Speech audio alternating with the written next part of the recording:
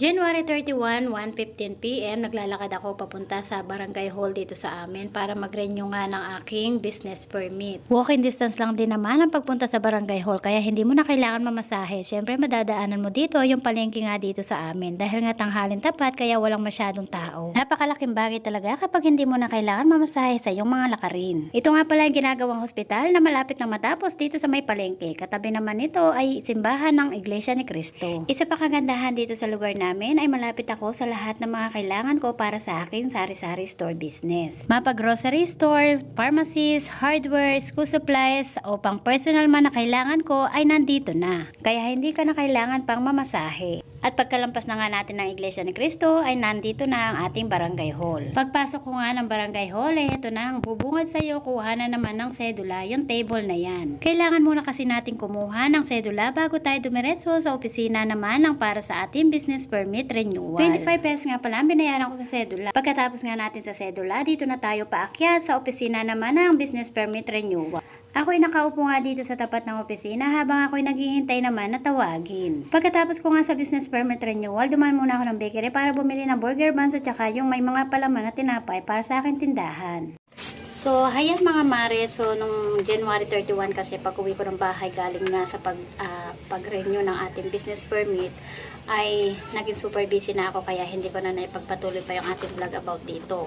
So, ngayon, February 2 na tayo, 11:02 AM. Ngayon, bago tayo magluto ng tanghalian, ipagpatuloy na natin yung vlog natin about dito. Yung ating business permit. So, sa totoo lang talaga mga mare, mga ka-super kasari na hindi ako nakapag-renew nung nakaraang taon, 2024. So, bali yung last na renew ko nga ay 2023 pa ng January 5. So, kaya talaga sobrang kinabahan ako habang nandun ako sa harapan ng opisina habang naghihintay akong tawagin yung aking pangalan dahil expect ko nga may mga penalty na babayaran. Kaya inisip ko yung 1.5 na dala ko na pera, baka kako kukulangin pa. So, ngayon, yung renew ko kasi nung nakarang taon 2023 naman ay 270 yung aking binayaran doon sa pag-renew.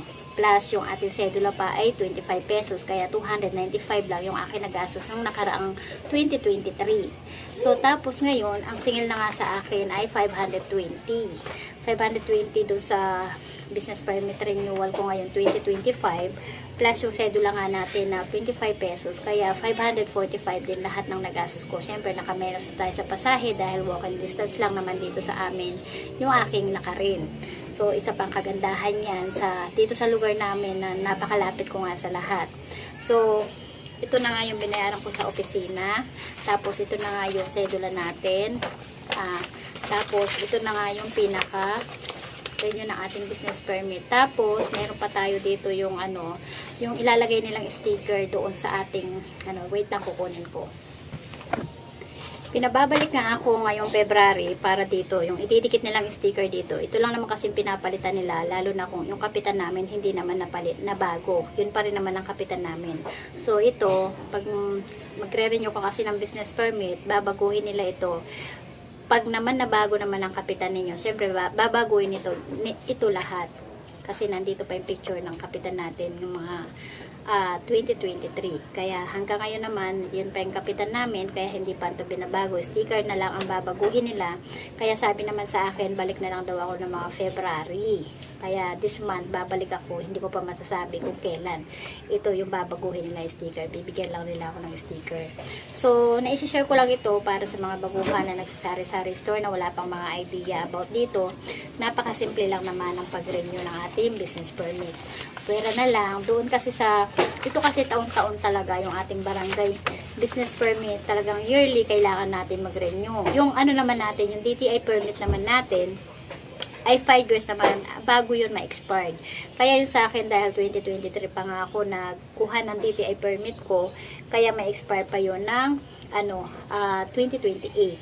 Kaya lang, isi-share ko sa susunod kong vlog yung about sa DTI permit natin na kailangan ninyong malaman. Kasi alam ko naman marami pa dyan na mga kasari ko na mga hindi pa nakakalam about sa ating DTI permit na meron kasi siya doon na kailangan before expired. Yung iba kasi dyan pinapaabot pa nila ng expiration day 'di ba? Yung araw mismo na may expire, doon pa sila magre-renew. So, kaya meron kayong kailangan na malaman about sa DTI permit natin na kung kailan natin siya i-renew. Kasi nga, may mga bagay nga kayong dapat palaman doon. Pero hindi ko muna ma-share ngayon sa susunod ko ng vlog dahil nagmamadali na tayo dahil nga magluluto pa tayo ng ating pananghalian. Marami pa tayong gagawin ulit bilang nanay. So, yun lang naman mga ka-super kasari, yung ating